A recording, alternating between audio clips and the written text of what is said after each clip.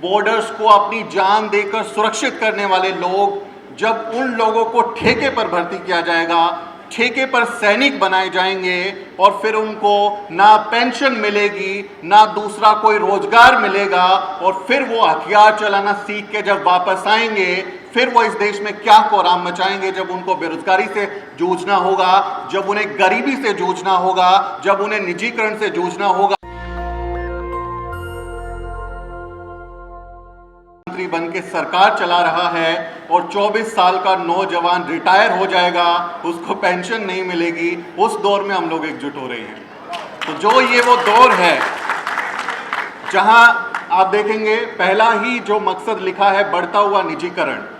हमें लगता था कि सेना एक ऐसी चीज है जो सबसे एक सेक्रेड होली काउ की तरह उसको रखा जाता है कि वहां तो इतनी कहें कि सरकार जो देश के साथ धोखा देने वाली नीति है वो लागू नहीं करेगी।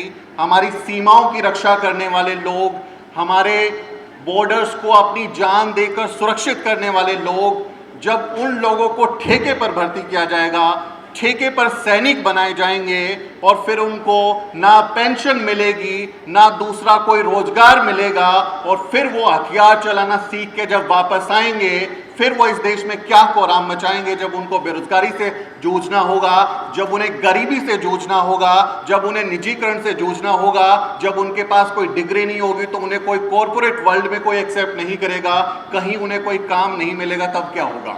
आपने उन्हें हथियार चलाने की ट्रेनिंग दी है और नाम देखिए क्या दे रहे हैं, अग्निवीर। मतलब शर्म आनी चाहिए जख्मों पे नमक छिड़कने का काम, अग्निवीर। मैं कह रहा हूं प्रधानमंत्री जी, देशवीर नाम की योजना लाइए और रखिए कि 4 साल तक ही कोई विधायक सांसद बन सकता है और अगले साल से 75% विधायक सांसद दोबारा चुनाव नहीं लड़ेंगे।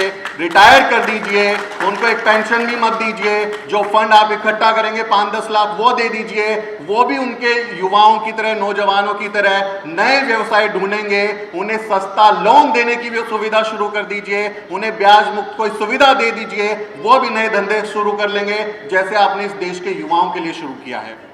तो ये वो दौर है जब सब कुछ बेचने के लिए तैयारी है। जो कहते थे कि मैं देश नहीं बिकने दूंगा, सौगंध मुझे इस मिट्टी की, मैं देश नहीं बिकने दूंगा, आज सब चीजों की सेल लगाकर बैठे हुए हैं। जैसे रेहड़ी होती है, रेहड़ी पर आप फल लेंगे, सब्जियां मिलेंगी, सारी कंपनियां, हवाई अड्डे, हवाई जहाज, रेलवे सब कुछ बेच दे रहा है और वो आदमी कहता है कि मैं देश नहीं बिकने दूंगा। देशभक्ति के नाम पर सब कुछ लूट रहे हैं, आपको बोलने नहीं दे रहे, आपको विरोध नहीं करने दे रहे, आपको जेलों में डाल देते हैं, आपके ऊपर कार्रवाई करते हैं। ऐसे दौर में इस तरह के आयोजन हमें एक उम्मीद की नजर आते हैं, एक उम्मीद बनाते हैं कि अभी शायद उतना बुरा दौर नहीं आया है, इसलिए उठ खड़ा होना चाहिए, एकजुट हो जाना चाहिए, बोलना चाहिए कि ये हम बर्दाश्त नहीं करेंगे। इसलिए परिसंघ ने जो ये कार्यक्रम किया है, इसके लिए मैं उनका आभार व्यक्त करता हूं कि आपने जो ये जमावड़ा किया है, मुझे उम्मीद है ये लोग कुछ ना कुछ सीखेंगे, आगे बढ़ेंगे, काम करेंगे और हमारे देश में जो इस समय नाइंसाफी हो रही है उसके खिलाफ बोलेंगे, क्योंकि इसका सबसे बड़ा शिकार हमारे लोग हैं।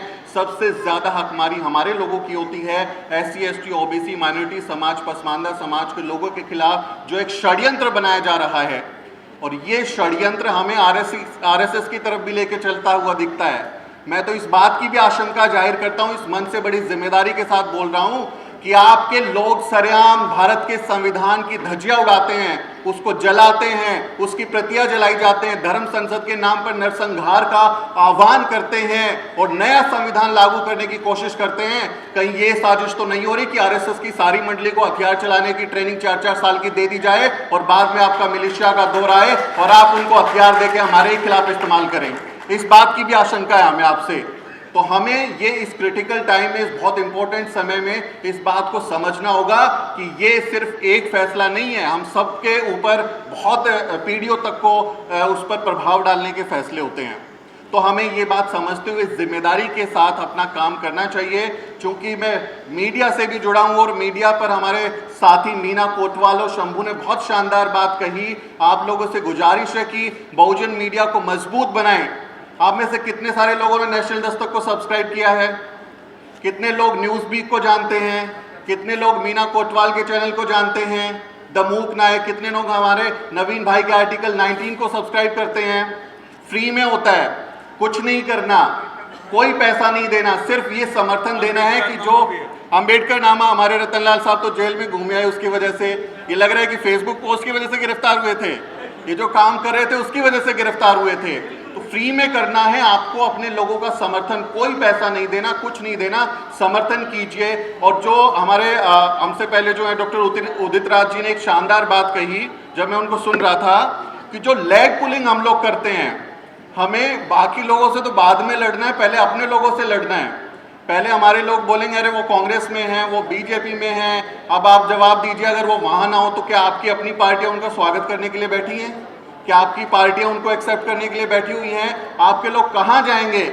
जहां रहें, अगर कोई आदमी जिस भी पार्टी, जिस भी दल में, जिस भी संगठन में रहकर अगर आपकी बात करता है, आपके हक की बात करता है, तो वो आपका आदमी है। और उस आदमी के खिलाफ छीछा लेदर करना, उस पर आलोचना करना, उसके खिलाफ कैंपेन करना, उसकी टांग खींचना कि ये आदमी हवाई जहाज से चलता है, इसको क्या जरूरत है हम डोनेशन दे दें, इसको क्या जरूरत है, ये आदमी तो 5 स्टार में रहता है, उसमें खाना खाता है। आप अपने लोगों को तकनीक के साथ आगे बढ़ाइए, उनका साथ दीजिए, समय बचाएं, ज्यादा से ज्यादा ऐसे कार्यक्रमों में जा सकें, ऑडियो वीडियो फॉर्मेट में आपको कंटेंट दे सकें। उस जो पूरा नैरेटिव जिसमें हजारों करोड़ की एक लागत के साथ हजारों लोगों की टीम आईटी सेल बैठी हुई है, जो आपके व्हाट्सएप, ट्विटर, फेसबुक, यूट्यूब पर आपके दिमाग में लगातार नफरत भड़का रही है, ऐसे मैसेज और कैंपेन चला रही है, उसको कभी कभी हम अपनी छोटी सी कोशिश से पंचर कर देते हैं कि हमने कोई पोस्टर बना दिया, कोई वीडियो बना दिया, उस पर छोटा सा कोई हमने लिख दिया, उसको पंचर करने का काम हम फ्री में कर रहे हैं। तो कम से कम आप लोग इतना कर सकते हैं कि समर्थन दें। और जैसे डॉक्टर रतनलाल साहब कहते हैं, जमीन पे काम करने का मतलब जमीन पे लौट-पोट करना नहीं होता कि हम धूल में लौट जाएं,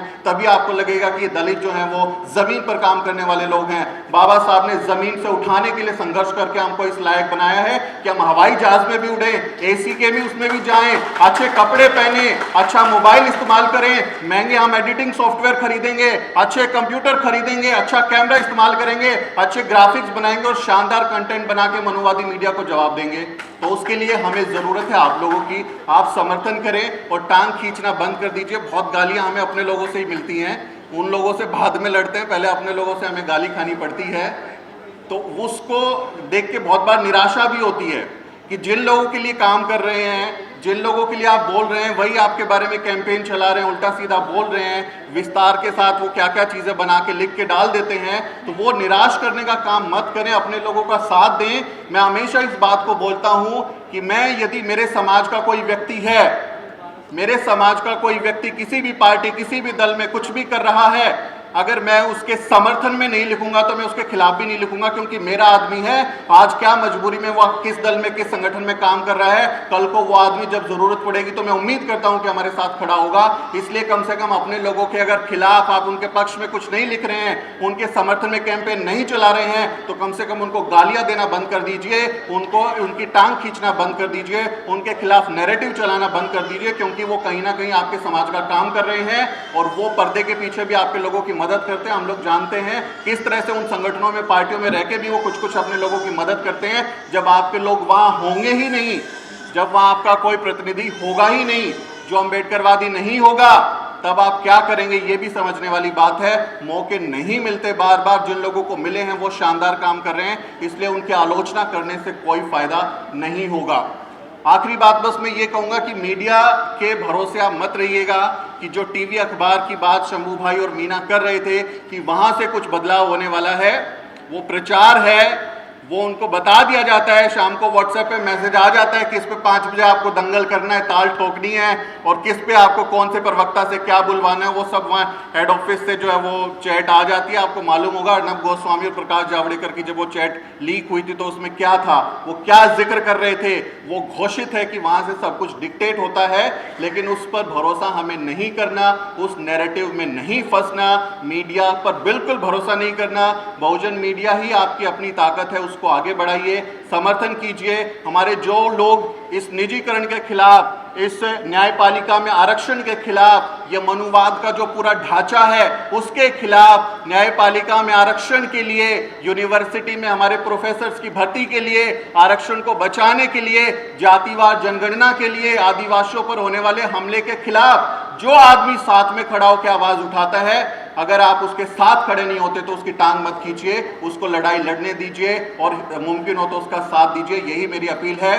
आप सबका बहुत बहुत शुक्रिया कि आपने मुझे बोलने का मौका दिया और मैं उम्मीद करता हूं कि आप लोग जो हैं जरूर एक सकारात्मक पहल की ओर आगे बढ़ेंगे और इस लड़ाई को हम सब लोग मिलकर लड़ेंगे। बहुत बहुत शुक्रिया।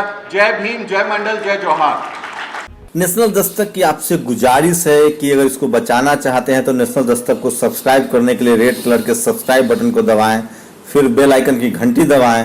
नेशनल दस्तक को बचाने के लिए बहुत जरूरी है कि हर खबर को शेयर करें, लाइक करें, कमेंट जरूर करें।